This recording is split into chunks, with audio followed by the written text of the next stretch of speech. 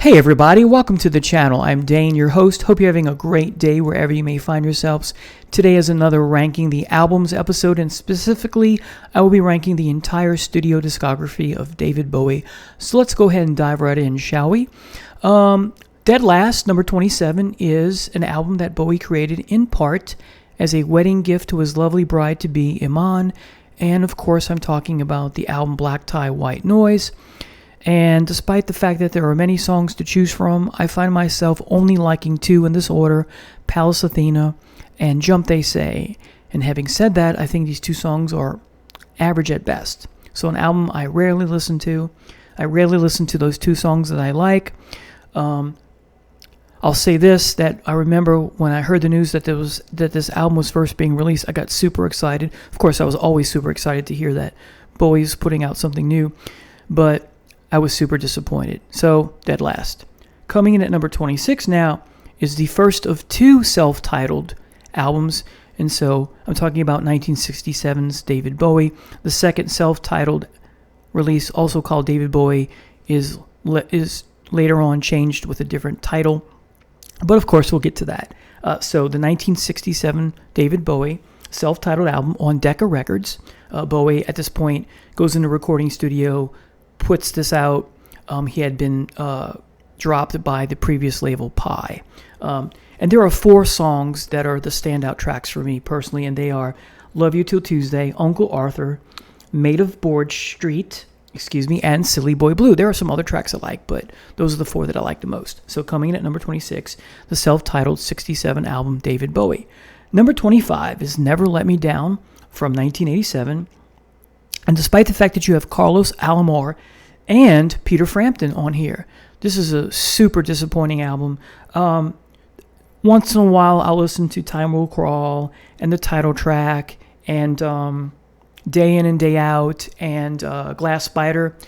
Again, these songs are average at best, in the same vein that Palace Athena and Jump They Say are average at best. So, but four songs that I somewhat like, sort of like, better phrase.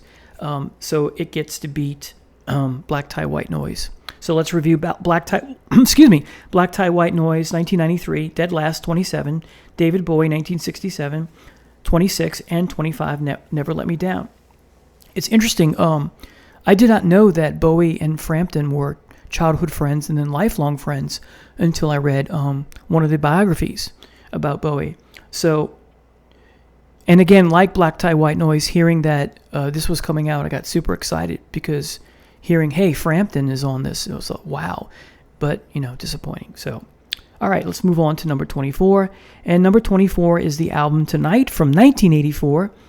And there are just two songs that I like on here, and those are Blue Jean and Loving the Alien. And why is this above Never Let Me Down and everything that follows is because I like Blue Jean and Loving the Alien better than any of the songs on the albums I've mentioned at the bottom of the list, or lower than the songs on Tonight.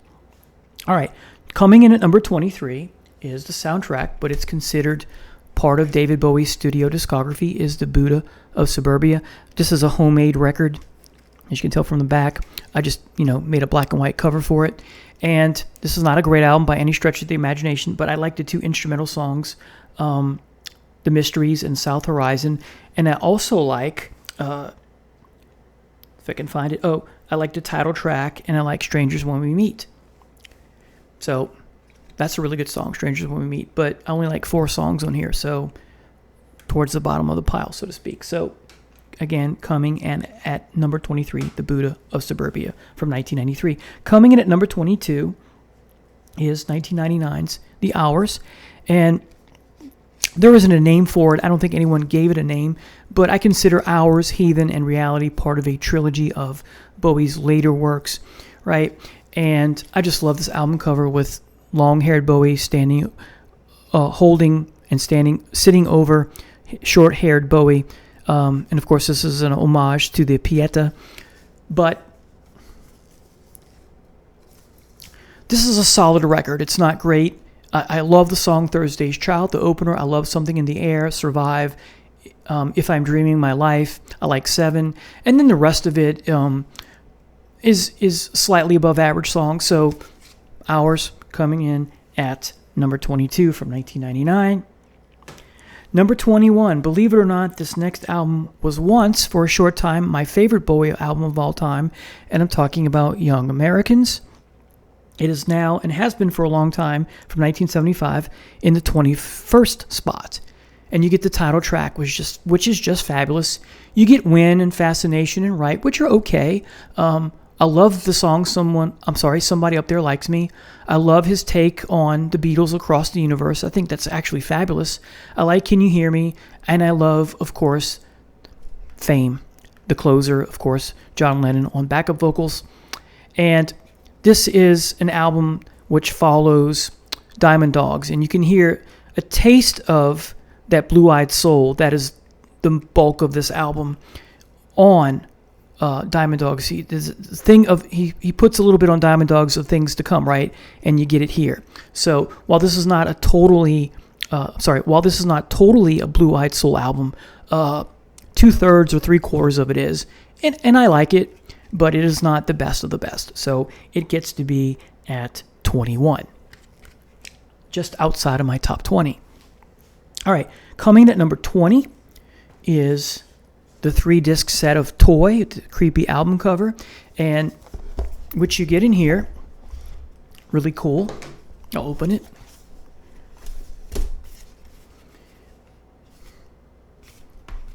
You get the alternatives and extras, which is really what makes this. And of course, you get the unplugged and somewhat slightly electric version of the songs. And then you get the main disc. All right? And you get a really cool photo or two of Bowie in his green suit. Looks great, doesn't he? I love him with his hair. That's like one of my favorite haircuts that he's ever had late in his life. Anyway, so there's a lot to be said about this album because there's some new songs on here, but there's a lot of stuff on here that were older songs that he did in the late 60s, early 70s, mostly late 60s, I believe, that he reworked, and they sound great. So Toy is a must-own. All right. So Toy is number 20, came out in 2021. Next, I have both versions I'm going to show you. It's 2013's The Next Day. This is the bonus edition version. And if you open the box, this is the original. I don't like this album cover. It's lazy. They just took the Heroes album cover and put the white box over it that says The Next Day, and then they did the same thing over his face, and then you finally get Bowie's face. The songs you get are The Next Day, Dirty Boys, The Stars Are Out Tonight, which is a great song, Love Is Lost, Where Are We Now, Question Mark, Valentine's Day, If You Can See Me, I'd Rather Be High, Boss of Me, Dancing Out in Space, How Does the Grass Grow, You Will Set the World on Fire, You Feel So Lonely You Could Die, and then you have some bonus tracks, So She, Plan, and I'll Take You There. You have, I missed a song called Heat, which is quite good. And then the bonus CD in the box set, you get Atomica, Like a Rocket Man, Born in the UFO, God Bless the Girl, and So She, and you get a DVD with 4 songs. What's interesting about the box set, if I can get everything out here, is you got a book of just photos. It says frame. You get the book with the liner notes language. Then you have a book called You, which is essentially just nothing but blank pages for you to be inspired and write your own poetry or whatever you want to draw, right? And then you get the music. So, really cool. And the music's called Light. That's probably the DVD, actually. Tracks. Yeah. And then Extra. So, really cool to have. So, at first I wasn't going to buy this, and then I heard the extra tracks. I was like, no, I got to get this. And that makes this one of the best double albums of all time. Probably in my top 20. I did a video on that. This is I think in my top 20. All right. So that is The Next Day, coming from 2013. Coming at 18 is Black Star, and I have the companion EP that came out afterwards, so I count these as one. So The EP has Lazarus, No Plan, Killing a Little Time, When I Met You, and the print on here is black on black, so it's hard to read, but and that's by design, hence the title of the album. You have 'Tis a Pity She Was a Whore, which, if I'm not sure, Bowie was I'm not sure, but there's a Renaissance play called 'Tis a Pity She's a Whore that I had to read in grad school, and I'm wondering if Bowie was inspired by that play for this. Who knows? Then you get Lazarus. Then you get Sue, which is in parentheses, or in a season of crime. Girl Loves, Me, Dollar Days. I Can't Give Everything Away. It's a short album, but it's quite good. So paired up with this, a little longer, even though you got some repetition. So this is sad because after this, Bowie passed away, and he knew he was going to die because of the song title, some of the song titles like Lazarus, and hence the name of the album. But it's really good for the last album of an artist. A lot of artists, they put out their last album for whatever reason, and sometimes they're not very good. This is just short of fabulous. So Black Star, number 18. Earthling, I can sometimes switch this with Black Star. Earthling comes in at number 17. David Bowie doing his Trent Reznor thing, being influenced by the Nine Inch Nails sound. You got some great songs in here. Little Wonder, Looking for Satellites, Battle for Britain, 7 Years in Tibet, probably my least favorite song. Dead Man Walking is great. Telling Lies, The Last Thing You Should Do is fabulous. I'm Afraid of Americans, cliched, but my favorite track on here, The Hit, and Law, Earthlings on Fire, in parentheses, almost at 5 minutes. So great songs here. Or almost all of them are great songs. All right, coming in at number 16 is Reality, and 2003. I like this album from start to finish. Of course, like I said before, I believe this for me is part of a trilogy. I'm not sure what to call it, but back end of Bowie's catalog, you get this, Hours, and Heathen, and back to back to back. My favorite song on here is Bring Me the Disco King. That's the last song, as I said. But you get great songs like New Killer Star, Pablo Picasso is fabulous, Never Get Old, The Loneliest Guy, Looking for Water, She'll Drive the Big Car, Days, Fall Dog Bombs, that's a weird title, but I like it, The Moon, Try Some, Buy Some, and then the title track, Reality. Good album.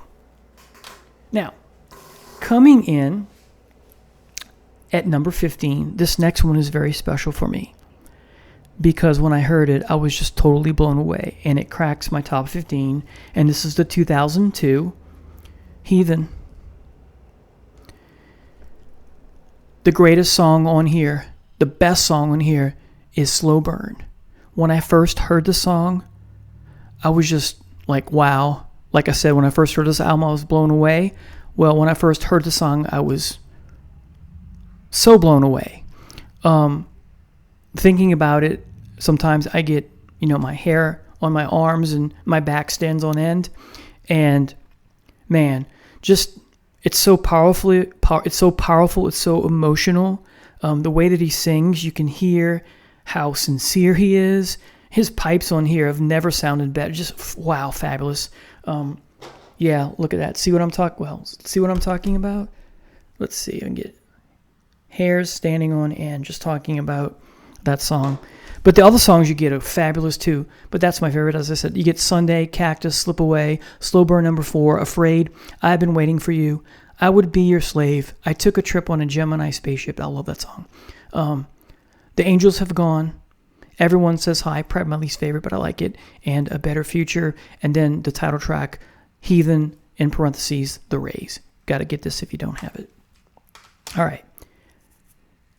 Number 14 is the concept album, Outside. And for whatever reason, I can't read all the song titles here, but I'll read a few. This is a concept album about a character, the protagonist named Leon. The opening intro is Leon Takes Us Outside. Then you get the title track, Outside, The Heart's Filthy Lesson, which is the hit from this album. A Small Plot of Land. You have a bunch of segues. As I said, Hello, Space Boy was also a hit, I believe. You get No Control and some other songs. This is a fabulous album. This was supposed to be part of a trilogy. Not necessarily 3 albums to make one story, but this is supposed to be a trilogy in the sense that Bowie was going to work with Eno for the next 2 albums that follows, and that didn't happen. So this was the 2 that followed don't have Eno on it. So, but this is fabulous. So the Outside, David Bowie, or Outside, 1995. Number 13 is Let's Dance. Bowie doing an 80s pop thing, and he does it quite remarkably well. And the hit songs on here are Modern Love, China Girl, and Let's Dance. China Girl of those 3 is my least favorite, but I do like it.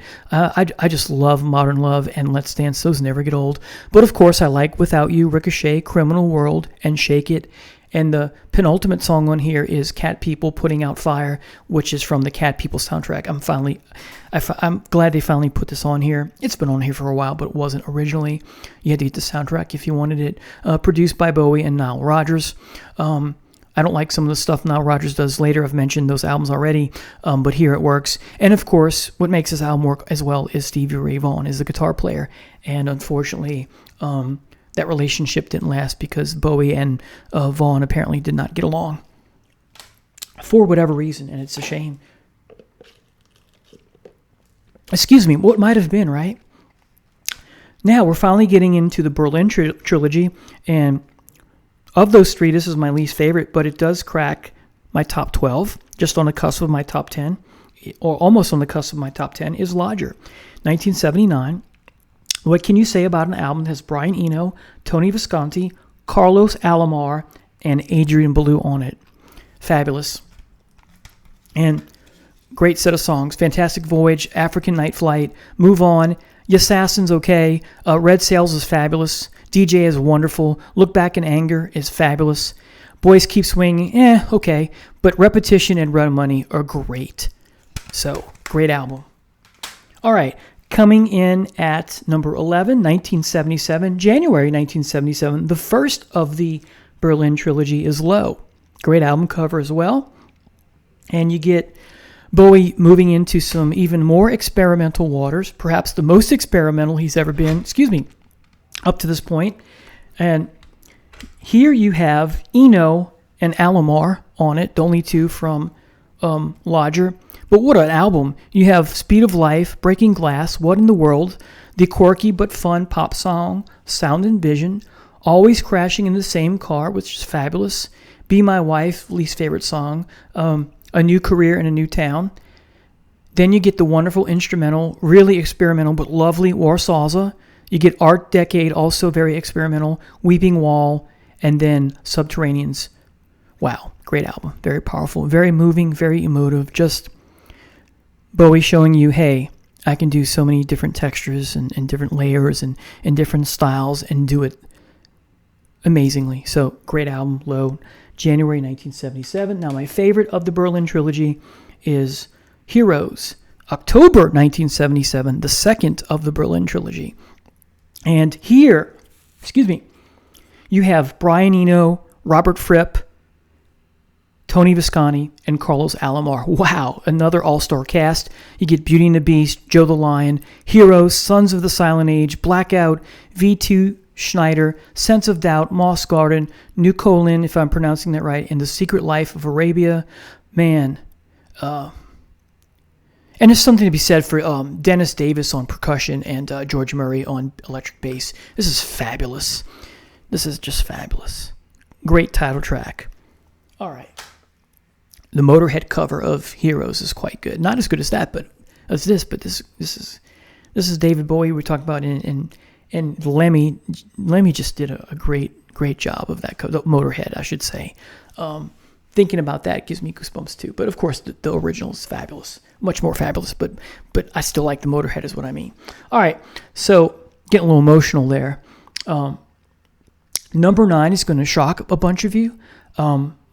Probably most people would think that this should be way at the bottom or near the bottom because it's a covers album. But I can't help it. 1973, Pinups. This is my favorite album where an artist I love does a covers album. It's that good. And you get, wow, it's so rich. You get Rosalind. Here Comes the Night is fabulous. I Wish You Would. Their version of See Emily Play, Pink Floyd song, is great. Everything, I mean, his version, everything's all right. I Can't Explain, the Who cover's fabulous. Friday on My Mind, wow. Even his buddy Peter Frampton does that on one of his albums. I like both, but I like Bowie just a smidge better. Sorrow is quite good. Don't Bring Me Down is good. Shapes of Things is fabulous. Anyway, Anyhow, Anywhere is great. And Where Have All the Good Times Gone? Great way to end a covers album. Just dynamite. All right. So that was number 9. Number 8 is Diamond Dogs.